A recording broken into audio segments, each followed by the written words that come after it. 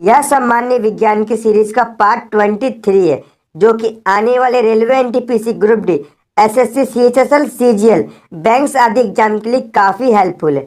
यह क्वेश्चन विभिन्न प्रतियोगी परीक्षाओं में बार बार पूछे जाते हैं तथा बार बार रिपीट होते हैं। सारे क्वेश्चन इंपॉर्टेंट है, इसलिए वीडियो अंत तक जरूर देखिए। आइए स्टार्ट करते हैं।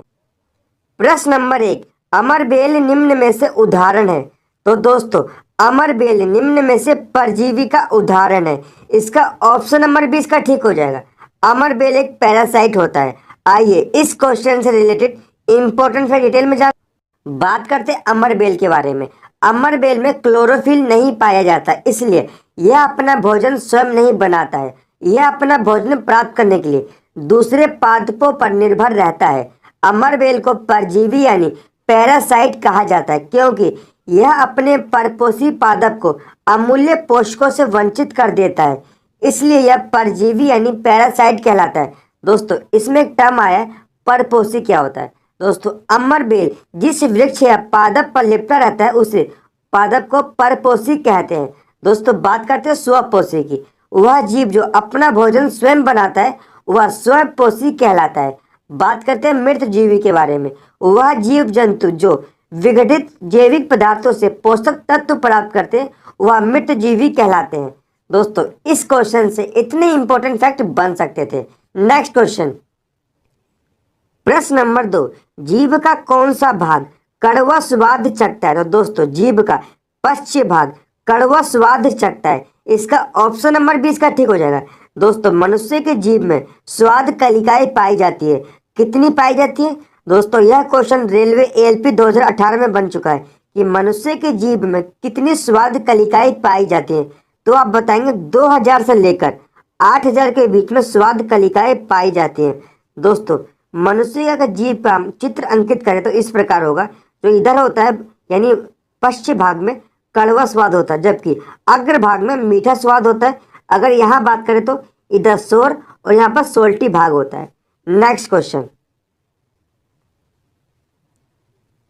प्रश्न नंबर 3, द्विनाम पद्धति के जन्मदाता किसे माना जाता है? तो दोस्तों, द्विनाम पद्धति के जन्मदाता कैरोलस लिनियस को माना जाता है, यानी इसका ऑप्शन नंबर 6 का ठीक हो जाएगा। दोस्तों, द्विनाम पद्धति के जन्मदाता कैरोलस लिनियस को माना जाता है। इन्हें आधुनिक वर्गीकरण का पिता भी कहा जाता है। 1753 में इनकी पुस्तक स्पीसीज प्लैंटम में पहली बार द्विनाम पद्धति का वर्णन किया गया था। इन्होंने बताया कि प्रत्येक जीवधारी का नाम लैटिन भाषा के 2 शब्द से मिलकर बना है।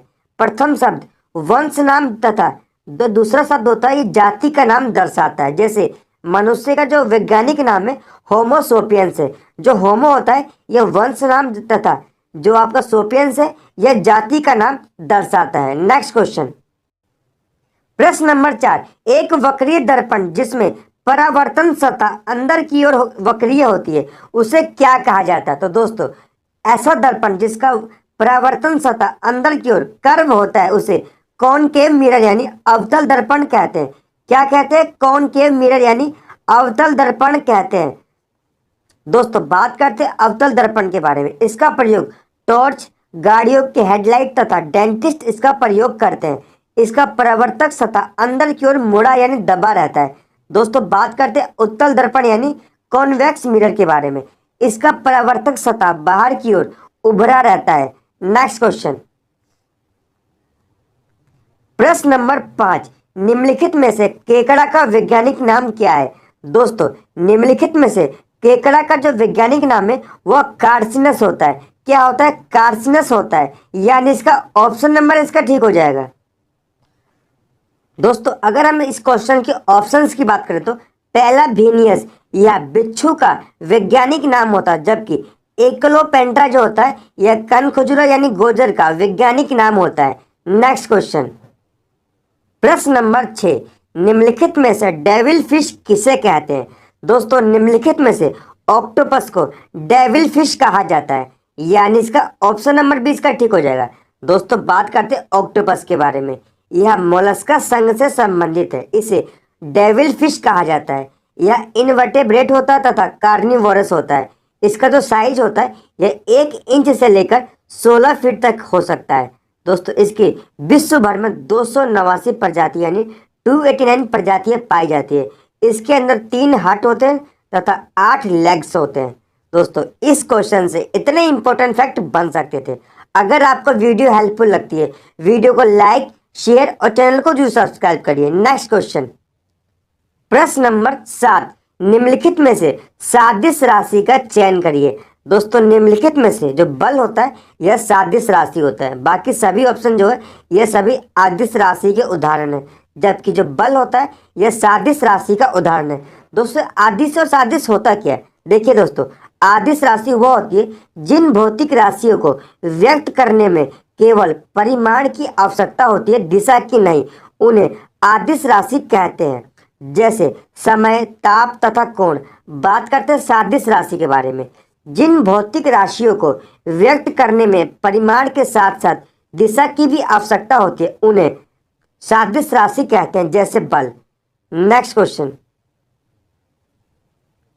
प्रश्न नंबर 8, निम्नलिखित में से कौन सा डार्विनर त्रिक का तीसरा सदस्य है जिसमें लिथियम और सोडियम भी शामिल होता है? तो दोस्तों निम्नलिखित में से पोटेशियम या डार्विनर त्रिक का तीसरा सदस्य है जिसमें लिथियम और सोडियम भी शामिल होता है, यानी इसका ऑप्शन नंबर डी इसका ठीक हो जाएगा। दोस्तों बात करते हैं पोटेशियम के बारे में। दोस्तों पोटेशियम का जो परमाणु संख्या होता है 19 होता है तथा इसे के से डिनोट किया जाता है। दोस्तों पोटेशियम की खोज हम्फ्री डेवी ने की थी। किसने की थी? हम्फ्री डेवी ने की थी इसकी खोज। नेक्स्ट क्वेश्चन, प्रश्न नंबर 9, नाचता हुआ लट्टू किस प्रकार की गति का उदाहरण है? दोस्तों नाचता हुआ लट्टू यह घूर्णन गति करता है, यानी इसका ऑप्शन नंबर सी इसका ठीक हो जाएगा। दोस्तों बात करते हैं घूर्णन गति के बारे में। ये होती क्या है? दोस्तों जब कोई पिंड यानी ऑब्जेक्ट अपने अक्ष पर लगातार बिना स्थान परिवर्तन करे घूमता रहता है, इस प्रकार की गति को घूर्णन गति कहते हैं। दोस्तों हमारी अर्थ यानी पृथ्वी यह अपने अक्ष पर 23.5 डिग्री झुकी हुई है तथा ये अपने अक्ष पर लगातार गति गति करती रहती है। इस गति को घूर्णन गति कहते हैं। इस गति के कारण डे और नाइट संभव हो पाते हैं, यानी डे और नाइट इसी कारण होते हैं। बात करते हैं वृत्तीय गति के बारे में। दोस्तों जब कोई पिंड वृत्ताकार पथ पर लगातार गति करता है तो इस प्रकार गति को वृत्तीय गति कहते हैं। जैसे घड़ी की सुइयां जो होती है लगातार वृत्तीय मार्ग पर गति करती हैं। बात करते हैं दोलन गति के बारे में। दोस्तों दोलन गति जब कोई पिंड अपने स्थिति के दोनों ओर गति करता है, जैसे कोई पिंड है इसकी स्थिति है कभी इधर जाता है कभी इधर जाता है, इस प्रकार गति को दोलन गति कहते हैं, जैसे झूला या पेंडुलम। दोस्तों बात करते हैं सरल रेखीय गति के बारे में। जब कोई वस्तु सीधी रेखा में गति करता है तो उसकी गति जो होती है सरल रेखीय गति कहलाती है, जैसे रेलगाड़ियां पटरी पर चलती हैं, यह सरल रेखीय गति का उदाहरण है। नेक्स्ट क्वेश्चन, प्रश्न नंबर 10, निम्नलिखित में से कौन सा रोग प्रोटोजोआ से नहीं होता है? दोस्तों आपको उस ऑप्शन चयन करना है वैसा रोग जो प्रोटोजोआ से नहीं होता है, तो इसका ऑप्शन नंबर सी इसका ठीक हो जाएगा। पीलिया रोग यह प्रोटोजोआ से नहीं होता, बाकी सभी मलेरिया, पायरिया तथा स्लीपिंग सिकनेस ये सभी प्रोटोजोआ से होने वाला रोग है। इसका ऑप्शन नंबर सी इसका ठीक हो जाएगा। दोस्तों बात करते हैं मलेरिया के बारे में। दोस्तों यह प्लाज्मोडियम स्पीसीज के कारण होता है तथा इसका वाहक जो होता है मादा एनाफीज होता है। दोस्तों बात करते हैं पायरिया के बारे में। दोस्तों इसका जो एंट अमीबा जिंजीवेलिस के कारण पायरिया रोग होता है तथा बात करते हैं स्लीपिंग सिकनेस के बारे में। दोस्तों इसका वाहक जो होती है सीसी मच्छर होता है। कौन होता है? सीसी मच्छर इसका वाहक होता है। नेक्स्ट क्वेश्चन, प्रश्न नंबर 11, चिमटा किस प्रकार का उत्तोलक है? दोस्तों जो चिमटा होता है यह तृतीय वर्ग का उत्तोलक है, यानी इसका ऑप्शन नंबर सी इसका ठीक हो जाएगा। दोस्तों बात करते हैं प्रथम वर्ग में कौन कौन से उत्तोलक आते हैं, तो आप बताएंगे कैंची प्रथम वर्ग का उत्तोलक होता है तथा दूसरे वर्ग का उत्तोलक सरोता तथा नींबू निचोड़ने वाली मशीन दूसरे वर्ग में आती है, जबकि तीसरे वर्ग में मनुष्य का हाथ तथा चिमटा आदि तीसरे वर्ग का उदाहरण है। इसका ऑप्शन नंबर सी इसका ठीक हो जाएगा। नेक्स्ट क्वेश्चन, प्रश्न नंबर 12, अमीबा में किस प्रकार का अलैंगिक प्रजनन होता है? दोस्तों अमीबा में किस प्रकार का प्रजनन होता है आप बताएंगे अलैंगिक प्रजनन होता है, परंतु अलैंगिक प्रजनन किस प्रकार का होता है तो आप बताएंगे वेजिटेटिव प्रोपोगेशन नामक अलैंगिक प्रजनन होता है, यानी इसका ऑप्शन नंबर इसका ठीक हो जाएगा। प्रश्न नंबर 13, निम्नलिखित में से कौन सा एंजाइम अमाशय में पाया जाता है? दोस्तों, निम्नलिखित में से पेप्सिन नामक एंजाइम या अमाशय में पाया जाता है, यानी इसका ऑप्शन नंबर इसका ठीक हो जाएगा। दोस्तों, हमारे अमाशय में पेप्सिन नामक एंजाइम पाया जाता है। बात करते हैं अमाशय के बारे में। दोस्तों, अमाशय में भोजन लगभग 4 घंटे तक रहता है। भोजन के अमाशय में पहुंचने पर फाइलेरिक ग्रंथियों से गैस्ट्रिक जूस निकलता है। यह जूस हल्के पीले रंग का अम्लीय द्रव होता है। अमाशय में हाइड्रोक्लोरिक अम्ल यानी HCl भोजन के साथ आए जीवाणुओं को नष्ट कर देता है। अमाशय में निकलने वाले जठर रस में एंजाइम होते हैं। कौन कौन से? पेप्सिन तथा रेनिन नामक एंजाइम होते हैं। दोस्तों, पेप्सिन जो होता है यह प्रोटीन को खंडित कर पेप्टोन में परिवर्तन कर देता है। नेक्स्ट क्वेश्चन, प्रश्न नंबर 14, फोटोवोल्टिक सेल संबंधित है। दोस्तों, फोटोवोल्टिक सेल यह सौर ऊर्जा से संबंधित है। इसका ऑप्शन नंबर 20 का ठीक हो जाएगा। दोस्तों, यह क्वेश्चन रेलवे ALP 2018 में बन चुका है। दोस्तों, क्वेश्चन काफी इंपॉर्टेंट है। जो फोटोवोल्टिक सेल होता है यह सौर ऊर्जा से संबंधित होता है। आइए इस क्वेश्चन से रिलेटेड इंपॉर्टेंट डिटेल में जानते हैं। दोस्तों, सौर बैटरी यानी सौर सेल फोटोवोल्टिक प्रभाव के कारण सूर्य या प्रकाश के किसी अन्य स्रोत से ऊर्जा प्राप्त करता है। नेक्स्ट क्वेश्चन, प्रश्न नंबर 15, सोडियम का परमाणु द्रव्यमान कितना होता है? तो दोस्तों, सोडियम का परमाणु द्रव्यमान 23 होता है। कितना होता है? 23 होता है। दोस्तों, सोडियम का जो परमाणु संख्या होता है 11 होता है, जबकि परमाणु द्रव्यमान 23 होता है। दोस्तों, सोडियम को Na के रूप में डिनोट किया जाता है। इसकी खोज किसने की थी? दोस्तों, इसकी खोज हम्फ्री डेवी ने खोज की थी इसकी। नेक्स्ट क्वेश्चन, प्रश्न नंबर 16, निम्नलिखित में से किन उत्तकों में कोशिकाएं जीवित होती हैं तथा लंबी और कोनों पर अनियमित रूप से स्थूल होती हैं? दोस्तों, इसका ऑप्शन नंबर इसका ठीक हो जाएगा। कोलन काइमा जो होता है यहाँ पर कोशिकाएं जीवित होती हैं तथा लंबी और कोनों पर अनियमित रूप से स्थूल होती हैं। इसका ऑप्शन नंबर इसका ठीक हो जाएगा। नेक्स्ट क्वेश्चन, प्रश्न नंबर 17, डॉक्टरी थर्मामीटर की ताप सीमा कितनी होती है?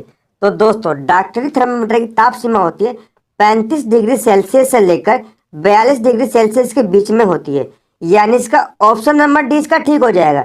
दोस्तों, बात करते हैं मनुष्य के शरीर का तापमान कितना होता है। दोस्तों, मनुष्य का शरीर का तापमान होता है 37 डिग्री सेल्सियस होता है।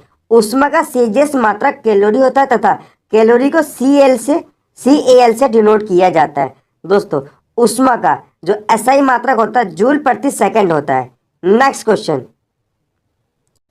प्रश्न नंबर 18, भारत में प्रचुर मात्रा में उपलब्ध महत्वपूर्ण नाभिकीय ईंधन है। दोस्तों, निम्नलिखित में से आपको उस ऑप्शन का चयन करना है जो भारत में प्रचुर मात्रा में उपलब्ध है। इसका ऑप्शन नंबर 20 का ठीक हो जाएगा। थोरियम, यह भारत में उपलब्ध है प्रचुर मात्रा में। दोस्तों, बात करते हैं थोरियम के बारे में। दोस्तों, थोरियम यह आवर्त सारणी के एक्टिनाइड श्रेणी का प्रथम तत्व होता है। इसका परमाणु संख्या जो होता है 90 होता है, यानी 90 इसका परमाणु संख्या है तथा इसको TH के रूप में डिनोट किया जाता है। दोस्तों, 1828 ईस्वी में, कब? 1828 ईस्वी में जॉन्स बर्जिलियस ने इसकी खोज की थी। किसने की थी? जॉन्स बर्जिलियस ने इसकी खोज की थी। नेक्स्ट क्वेश्चन, दोस्तों, आज की वीडियो का अंतिम प्रश्न, प्रश्न नंबर 20 है, वयस्क मनुष्य का दंत सूत्र होता है। तो आप बताएंगे एक वयस्क मनुष्य का दंत सूत्र होता है 2123, यानी इसका ऑप्शन नंबर सी इसका ठीक हो जाएगा। दोस्तों, मनुष्य का दांत जो होते हैं 4 प्रकार के होते हैं। कौन कौन से?